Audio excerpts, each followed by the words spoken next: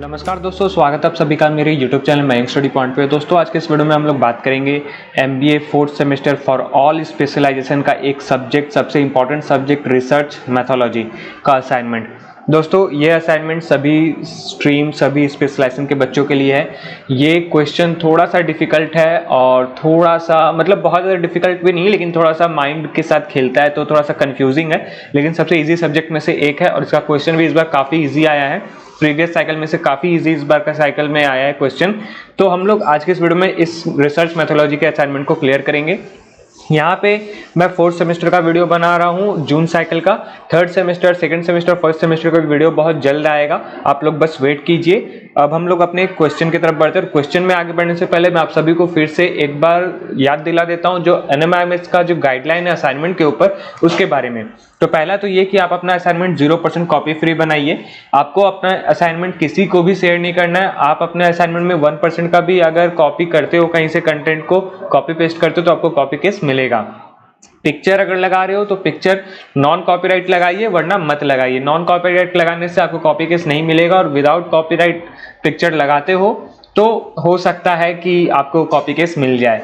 और मैं सजेस्ट करूंगा कि अगर पिक्चर ना लगाओ तो ज़्यादा बेटर है। असाइनमेंट में अगर लिंक शेयर कर रहे हो तो वो लिंक शेयर मत कीजिए, क्योंकि अगर आप लिंक शेयर करते हो तो कॉपी चेकर को बिना लिंक देखते ही आप वो समझ लेगा कि आपने कॉपी करके लिखा है और आपको 0 दे देगा, आपका आंसर भले ही यूनिक क्यों ना हो। ये सारे पॉइंट्स है जो आपको ध्यान में रखना है। अब बात करते हैं कि हम लोग किस तरीके से आंसर को प्रेजेंट करें ताकि हम लोग अच्छा स्कोर कर सके। तो दोस्तों सबसे पहले तो आपको एक पैटर्न, जो आंसर पैटर्न है उसको फॉलो करना होगा, और जो फॉन्ट साइज और फॉन्ट दिया हुआ है NMIMS की तरफ से बताया गया है उसी फॉन्ट का यूज करना है जो आपके क्वेश्चन पेपर में भी बताया गया है। पहला तो ये कि आपको एरियल या फिर टाइम्स न्यू रोमन का फॉन्ट यूज करना है जिसका साइज 12 होना चाहिए। आप लोग सेंटेंस गैप दे सकते हो 1.5 का, ये पॉसिबिलिटी है। सेंटेंस का किसी भी लाइन को हेडिंग बनाना है या तो फिर हाईलाइट करना है तो उसमें कलर का यूज मत कीजिए, कलर से हाईलाइट मत कीजिए, उसको सिर्फ बोल्ड कर सकते हो आप। अब बात करते हैं कि आंसर पैटर्न क्या होना चाहिए। आंसर पैटर्न आपका इंट्रोडक्शन, बॉडी एंड कॉन्सेप्ट और कंक्लूजन के बेस पे होना चाहिए। आप अपने आंसर जो 1000 वर्ड के लिए है वहां पे आप लोग 900 मिनिमम वर्ड लिख सकते हो, 1100 मैक्सिमम वर्ड लिख सकते हो, और 500 के लिए आप लोग 450 वर्ड्स मिनिमम लिख सकते हो और 550 वर्ड्स मैक्सिमम लिख सकते हो। इससे ज्यादा कम और इससे ज्यादा मत लिखिएगा, क्योंकि अगर कम लिखोगे तो आपको नंबर कम मिलेगा और ज्यादा लिखोगे तो आपका आंसर हो सकता है ना चेक हो। तो इन सभी चीजों को आप लोग फॉलो कीजिएगा तो आपका असाइनमेंट सबसे अच्छा बनने वाला है। तो अब हम लोग बात करते हैं हमारे क्वेश्चन के तरफ। तो चलिए वीडियो में आगे बढ़ते हैं।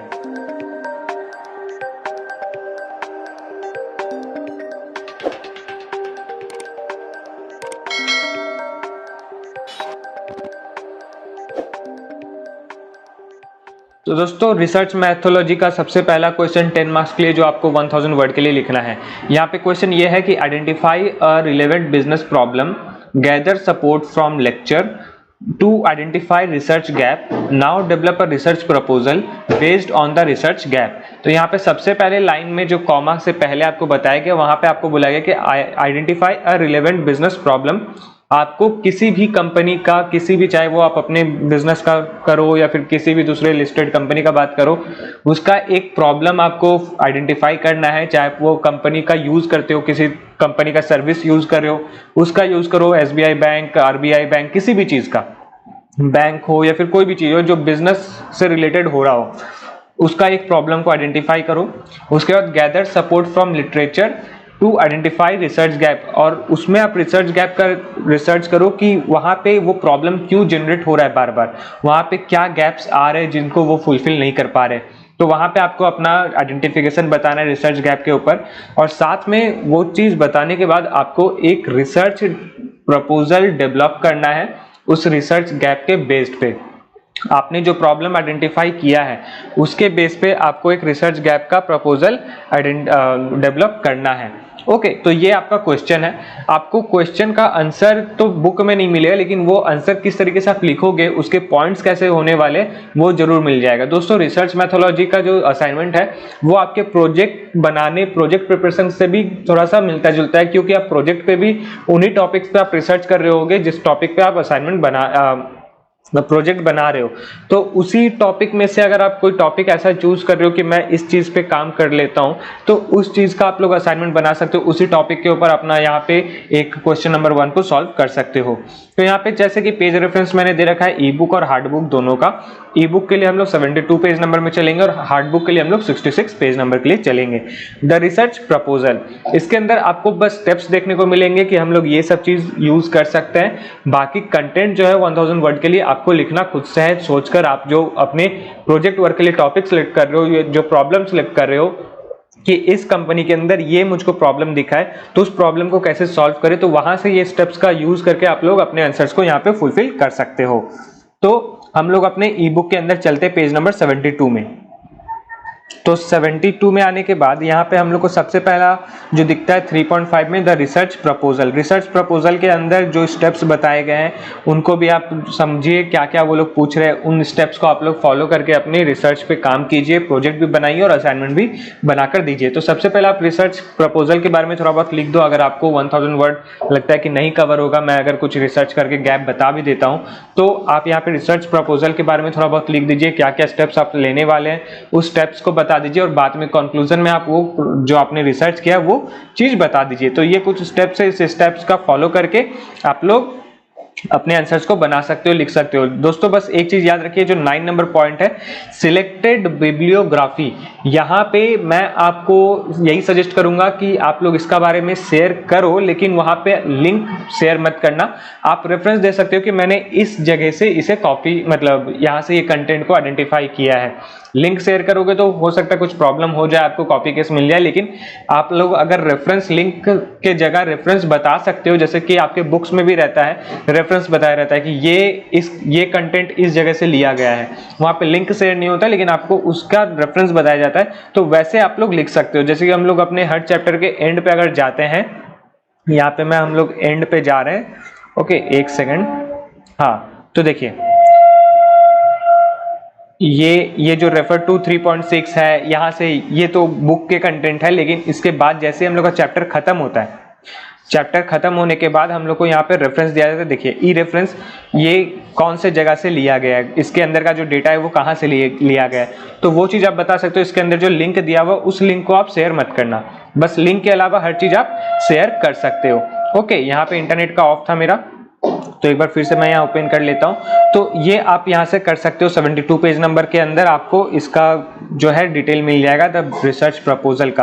अब हम लोग क्वेश्चन नंबर 2 की तरफ बढ़ते हैं। क्वेश्चन नंबर 1 आपको हो सकता है समझ में आ गया हो और आप लोग इसे इजीली अब कंप्लीट कर लोगे, आपके लिए इजी हो चुका होगा।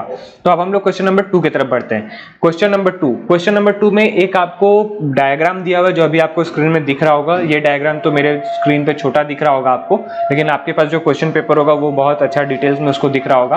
तो यहाँ पे क्वेश्चन ये है, what is meant by dependent variable. यहाँ पे सबसे पहला क्वेश्चन ये बन रहा है कि डिपेंडेंट वेरिएबल क्या है, वो आपको बताना है। Identify the one from the following theoretical model. इनमें से किसी एक थ्योरेटिकल मॉडल के बारे में आपको आइडेंटिफाई करना है, या तो आप उसे बता सकते हो आइडेंटिफाई करने के बाद। State any 6 hypothesis from this model. इस मॉडल के अंदर किसी 6 हाइपोथेसिस के बारे में आपको बताना है। जो आपको यहाँ पे H1, H2, H3, H4 दिख रहा है, ये सब हाइपोथेसिस मॉडल है।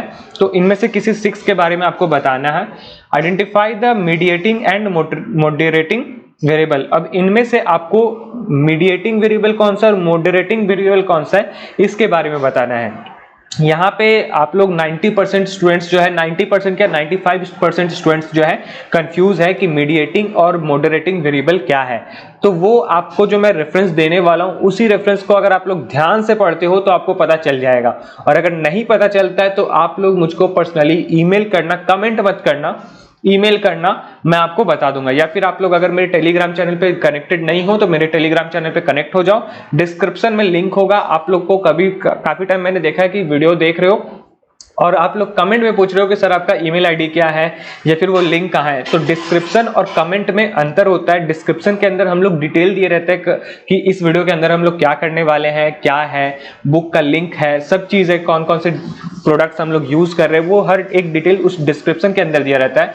तो आप लोग डिस्क्रिप्शन चेक करो, वहां पे आपको हर एक डिटेल्स अच्छे से पता चल जाएगा। तो टेलीग्राम चैनल का लिंक मैं आपको नीचे डिस्क्रिप्शन में दे दिया हूं, वहां से आप लोग टेलीग्राम चैनल को ज्वाइन कीजिए और वहां पे आपको ये पता चल जाएगा कि मॉडरेटिंग और मीडिएटिंग वेरिएबल क्या है। मैं आपको वीडियो पे प्रॉपर्ली नहीं बताऊंगा खुलकर, क्योंकि ये कोड ऑफ कंडक्ट के विरुद्ध में है। तो मैं बस आपको यहाँ पे रेफरेंस दे दूंगा कि आप ये ऐसे ऐसे आंसर्स को लिख सकते हो, वरना आप लोग अगर खुद से पढ़ लोगे तो डेफिनेटली आपको समझ में आ जाएगा, चाहे आप वो एनएमएमएस का बुक पढ़ो या फिर एक्सटर्नल सोर्सेज का कहीं से पढ़ाई करो। तो यहाँ पे ई रेफरेंस की अगर बात करें तो ई बुक और हार्ड बुक का यहाँ पे पेज रेफरेंस मैंने दे रखा है, जहां पे आपको 110 पेज से लेके 5.3.1 से 128 पेज तक 5.5 तक का पूरा डिटेल, पूरा जो कंटेंट है उसे पढ़ना है। पढ़ने के बाद अपने वर्ड में लिखना भी है, और यहाँ पे जो आपको हाइपोथेसिस दिया गया है उस हाइपोथेसिस को एक सेंटेंस के हिसाब से बनाना है। सेंटेंस कैसे बनाना है वो हाइपोथेसिस का डेफिनेशन में भी दिया गया है, जो 110 से लेके 128 के बीच में अंदर बताया गया है। और 129 का समरी का एक हाइपोथेसिस समरी है, जहां पे हाइपोथेसिस क्या होता है उसको शॉर्ट समरी में भी बताया गया 5.7 के अंदर। तो यहाँ पे आपको कंटेंट क्या क्या लिखने वो चीज मैंने बता दी, dependent, independent, moderating, mediating variable क्या क्या है, कौन से हम लोग कैसे आइडेंटिफाई करेंगे मॉडरेटिंग क्या है और मीडिएटिंग क्या है, हाउ थ्योरी जनरेटेड क्या है, थ्योरी जनरेट किस तरीके से हो रहा है, जो थियोरेटिकल मॉडल है उसके बारे में थोड़ा सा बता सकते हो, हाइपोथेसिस डेवलपमेंट कैसे करते हैं उसके बारे में बता सकते हैं, और समरी के बारे में आप लोग वहां पे पढ़ के अपने वर्ड्स में बता सकते हो 1000 वर्ड के लिए। तो हम लोग चलते हैं अपने ई बुक के अंदर 110 पेज के अंदर। तो 110 में हम लोग चलते हैं, तो इसे मैं थोड़ा सा जूम इन कर लेता हूं ताकि आपको अच्छे से दिखे। तो ये जूम इन करने के बाद 110 में आते हैं डिपेंडेंट वेरिएबल, और यहीं से आपका पूरा क्वेश्चन नंबर 2 स्टार्ट होता है। आप इसे 1 बाय 1 ध्यान से फोकस से पढ़िएगा। अगर आपका कंसंट्रेशन थोड़ा सा भी हिलता है तो आपको रिसर्च मेथोलॉजी समझ में नहीं आने वाला है। रिसर्च मेथोलॉजी सबसे इजी सब्जेक्ट्स में से एक है। आपको बस थोड़ा सा कंसंट्रेशन और फोकस का जरूरत है ताकि आप लोग इसे समझ जाओ। डिपेंडेंट वेरिएबल के बारे में आप बता दो, जो आपका सबसे पहला क्वेश्चन है। उसके बाद थोड़ा सा स्क्रॉल करो, इंडिपेंडेंट वेरिएबल के बारे में बता दो। फिर उसको थोड़ा सा स्क्रॉल करो, जहां पे आपको मीडिएटिंग और मॉडरेटिंग वेरिएबल के बारे में बताया गया उसके बारे में बता दो। यहाँ पे जो भी डिटेल दिया हुआ है साथ में उसका कुछ एग्जांपल्स भी दिया हुआ है। यहाँ पे फिगर बताया हुआ है कि मॉडरेटिंग वेरिएबल कौन सा होता है, मीडिएटिंग वेरिएबल कौन सा होता है, ये सब चीज आपको यहाँ पे बताया गया है। अब उसके नीचे मीडिएटिंग के बारे में बताया जाएगा, जैसे ये मीडिएटिंग वेरिएबल है। उसके बाद फिर आता है आपके पास 117 पेज 18 पेज के अंदर आपको यहाँ पे आएगा how theory is generated, theoretical model किस तरीके से जनरेट होता है उसके बारे में आपको बताया हुआ है। फ्रेमवर्क कैसे काम करता है ये सब चीज बताया हुआ है आपको पूरा। फिर हाइपोथेसिस डेवलपमेंट के बारे में बताया 1.5 के अंदर, जहां पे डेफिनेशन ऑफ हाइपोथेसिस के बारे में बताया गया है। आप लोग किसी भी वो जो क्लू दिया हुआ है जो H1 H2 है उसको किस तरीके से आप लोग कनेक्ट करके एक सेंटेंस डेवलप करोगे वो चीज भी आपको बताया गया। जो स्टेटमेंट ऑफ हाइपोथेसिस फॉर्मेट्स है वो चीज के बारे में आपको बताना है, और वो चीज आपको बताना भी है, वो सेंटेंस बनाकर आपको बताना भी है क्वेश्चन नंबर 2 के अंदर। और ये कुछ फॉर्मूलाज दिए हुए जहां पे आप लोग उसको कैलकुलेट करके अपना एक क्वेश्चन का वो जो क्वेश्चन है उसका सॉल्यूशन दे सकते हो। तो आपको अगर वीडियो फिर से देखनी है तो फिर से देखिए, वीडियो अगर समझ में नहीं आ रहा तो फिर से देखिए, बार बार देखिए। आपको बस इंटरनेट देना पड़ रहा है, आपको पैसे भी नहीं लग रहे कहीं पे। आप बार बार देखिए जब तक आपको समझ में ना आ जाए, क्योंकि इससे ज्यादा इजी और कोई भी यूट्यूब चैनल या यूट्यूबर नहीं बता सकता कि हाइपोथेसिस किस तरीके से बनाएं। कोई नहीं बता सकता। आप मेरा विश्वास कीजिए कि मैं सबसे इजी तरीके से आपको समझाने की कोशिश कर रहा हूं और हिंदी वर्ड में समझा रहा हूं। हो सकता है मेरा थोड़ा सा स्पीड हो वर्डिंग पे, क्योंकि अगर मैं डिटेल अच्छे से समझाने जाऊं धीरे धीरे तो वीडियो बहुत बड़ी बन जाएगी, इसलिए मैं थोड़ा सा स्पीड अप कर रहा हूं। आप लोग अपने फोन के थ्रू स्पीड स्लो भी कर सकते हो ताकि मेरे बात को आप लोग समझ सको कि मैं क्या बोलने की कोशिश कर रहा हूं। तो ये हाइपोथेसिस आ जाता है। फिर उसके बाद हम लोग 129 पेज के अंदर जाते हैं। 129 पेज के अंदर 5.7 के अंदर जो हम लोग का समरी है उसमें हाइपोथेसिस के बारे में बताया गया है। तो हाइपोथेसिस को अगर शॉर्ट में समझना चाहते हो कि वो किस तरीके से काम करता है तो इसे पढ़ने के बाद आपको अच्छे से समझ में आ जाएगा। और आपका पॉइंट नंबर 1 में थ्योरेटिकल फ्रेमवर्क किस तरीके से काम करता है ये भी आपको पता चल जाएगा। तो इस जगह से भी आप लोग अपने आंसर्स को लिख सकते हो क्वेश्चन नंबर 2 के लिए। होप आपको ये समझ में आ चुका होगा। क्वेश्चन नंबर 2 मैंने बहुत मेहनत की है इस वीडियो को अच्छे से डेवलप करने के लिए, और यहाँ पे मैं हिंदी वर्ड का ही यूज कर रहा हूँ ताकि आपको अच्छे से कंसेप्ट समझ में आए और आपको दूसरा कोई भी यूट्यूब चैनल पे जाने का जरूरत ना पड़े। तो अब हम लोग क्वेश्चन नंबर 3A और 3B की तरफ बढ़ते हैं। तो क्वेश्चन नंबर 3A और 3B में एक अनसीन पैसेज दिया हुआ है नायका ब्रांड का, जो ये काम करता है, इंडियन ई कॉमर्स प्लेटफॉर्म है।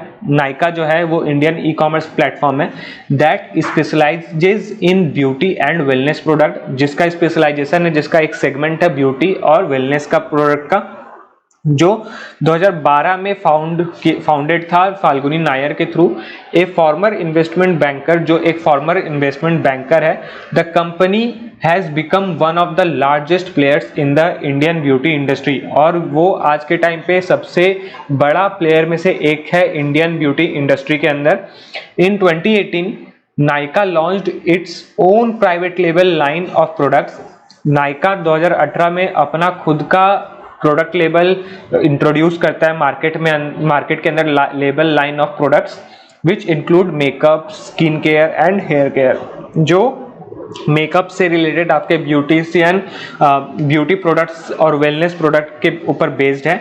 The company's decision to enter the private level space was driven by the desire to provide customers with high quality products and affordable price, जिसका बस एक ही विजन है कि वो अच्छा प्रोडक्ट, हाई क्वालिटी प्रोडक्ट सस्ते से सस्ते दाम पे अपने कस्टमर तक पहुंचा सके। The move paid off as Nykaa's private label product become a hit with customers, और ये विजन एक बहुत ही अच्छे पोजीशन पे नायका ब्रांड को लेके जा चुका है। By 2020, the company had over 2.5 million customer. 2020 में कंपनी का 2.5 मिलियन यानी कि 25 लाख से भी ज्यादा कस्टमर बन चुका है। And its private label products accounted for more than 30% of its revenue, और जिसके कारण जो लेबल प्रोडक्ट्स है वो अकाउंटेड हो रहा है 30% प्लस रेवेन्यू, 30% से भी ज्यादा का रेवेन्यू वो जनरेट कर रहा है। In addition to its e-commerce platform, Nykaa has also established a strong offline presence। अपना ई-कॉमर्स प्लेटफॉर्म के साथ साथ नायका जो है एक स्ट्रॉन्ग ऑफलाइन प्रेजेंस का भी अपना एस्टेब्लिशमेंट किया है कि वो आप लोग ऑफलाइन जाके मार्केट से भी नायका ब्रांड का प्रोडक्ट यूज कर सकते हो, खरीद सकते हो। The company has over 80 brick and mortar stores across India. Company 80 से भी ज्यादा स्टोर्स अपना जनरेट कर चुका है, मोर्टार स्टोर्स, जो मतलब सिर्फ नायका का ही ब्रांड बेचता है और सबसे बड़ा ब्रांड मतलब नायका का प्रोडक्ट भी बेचता है इंडिया के अंदर, including the major cities such as Mumbai, Delhi, Bangalore. अगर आप लोग मुंबई, दिल्ली और बैंगलोर के हो और ये वीडियो देख रहे हो तो नायका का ब्रांड वहां पे आपको सबसे ज्यादा देखने को मिल रहा होगा, और आप लोग उनमें से एक होंगे जो यूज भी कर रहे होंगे। अब the stores are design to provide customers with a seamless shopping experience, और वो स्टोर कुछ इस तरीके से डिजाइन किया गया है ताकि वो कस्टमर को अच्छे तरीके से अपने सामान को बेच सके, प्रोवाइड करवा सके, और एक शॉपिंग एक्सपीरियंस जो है वो अच्छा वो लोग फील कर सके। With a range of products and services of an offer, और एक अच्छा रेंज ऑफ प्रोडक्ट और सर्विस के साथ वो लोग ऑफर कर रहे हैं आपको, including makeovers, hair and skin care consultations and product demonstrations. Nykaa has also been quick to embrace the last trends in the beauty industry.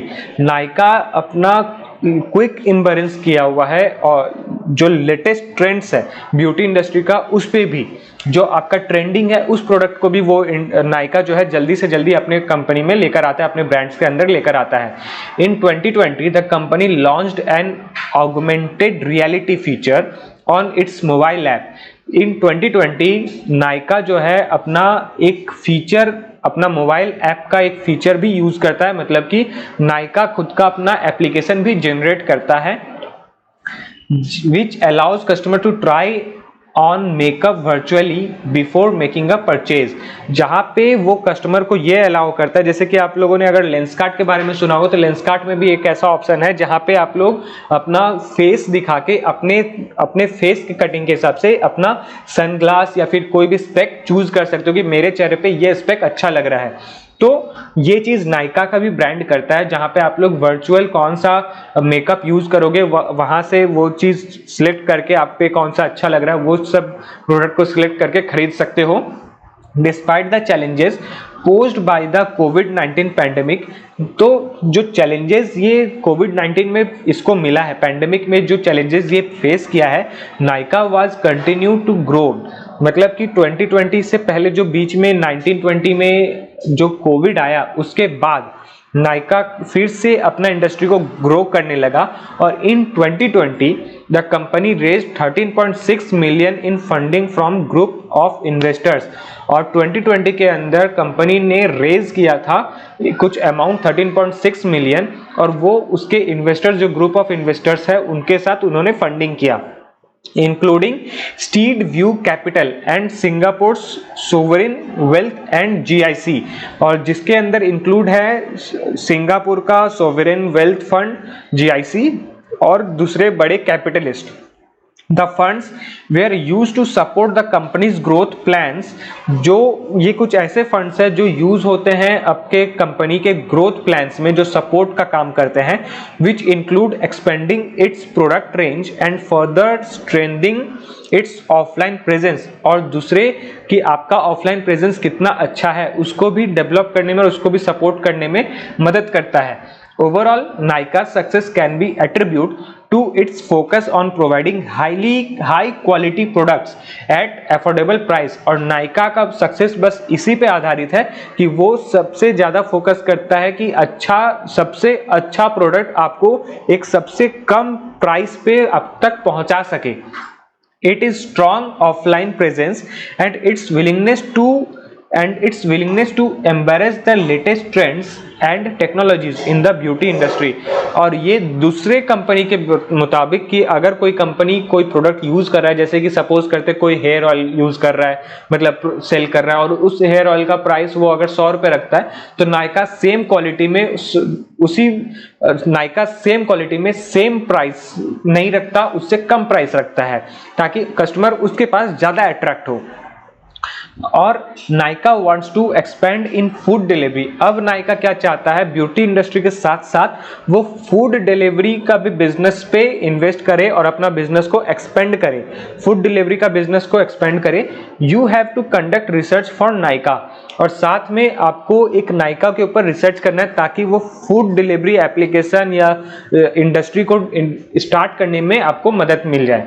जैसे कि आपको यहाँ पे ये बोला गया है कि नायका तो ब्यूटी कंपनी में काम करता है, ब्यूटी इंडस्ट्री में, लेकिन अब जो है नायका वो फूड सेगमेंट में आ रहा है, यानी कि स्विगी जोमेटो के जैसे काम करना चाहता है। तो अब नायका इस फील्ड में आना चाहता है, तो उस फील्ड के लिए आपको कुछ रिसर्च करना है कि फील्ड किस तरीके से काम करता है, फूड इंडस्ट्री कैसे काम करता है, फूड डिलीवरी एप्लीकेशन किस तरीके से काम करते हैं, तो उस चीज के ऊपर आपको रिसर्च करना है नायका के लिए।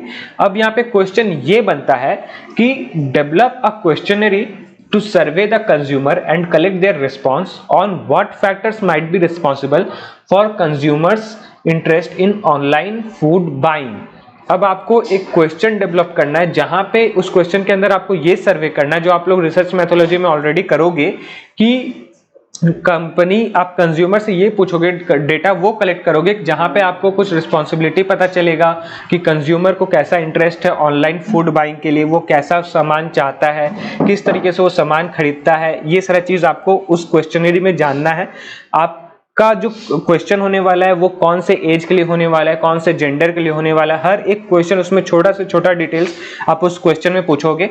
ये क्वेश्चन नंबर ए है। और क्वेश्चन नंबर बी में आपका ये आता है कि assume you have to conduct an interview, आप एक इंटरव्यू कंडक्ट कर रहे हो जहां पे आप वो देख रहे हो कि who will be ideal respondent for the interview, और आप जो इंटरव्यू ले रहे हो वो आपके लिए जो इंटरव्यूअर है, आप जैसे कि सपोज करो इंटरव्यूअर हो और इंटरव्यूअर क्या आइडल चाहता है कि जो जिसका मैं इंटरव्यू लूं वो कौन होना चाहिए, तो वो आपका क्या आइडल होने वाला है और how will you approach them, और उसे आप किस तरीके से अप्रोच करोगे कि आप आओ और मेरे कंपनी में इंटरव्यू दो इस सेगमेंट के लिए।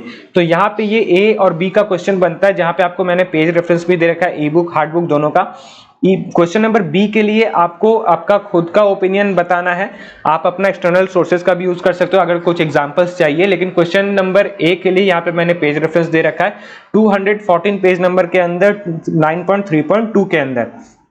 तो हम लोग चलते 214 पेज में, और वहां पे हम लोग को देखने को मिलता है जनरल अपीयरेंस और गेटअप ऑफ द क्वेश्चनरी, जिसे आप लोग पढ़ोगे, पढ़ने के बाद इसका जो पूरा डिटेल है 221 पेज तक, उसे आप पूरा पढ़ोगे, उसके अंदर आपको डिफरेंट टाइप्स ऑफ क्वेश्चनरी समझ में आएंगी, उसके स्टेप्स समझ में आएंगे, किस तरीके से आपको क्वेश्चन बनाना है, किस तरीके से उसे डेवलप करना है, और वो चीजों को सोचकर आपको 500 वर्ड के लिए अपना क्वेश्चन नंबर ए को बताना है। यहाँ पे याद रखिए आपको एक फॉर्म बनाना है, आप जिस फॉर्म का यूज करके अपना रिसर्च कंप्लीट करोगे नायका के लिए, और नायका को ये कंक्लूजन दोगे कि कस्टमर को आप किस तरीके से अपने तरफ फिर से अट्रैक्ट कर सकते हो।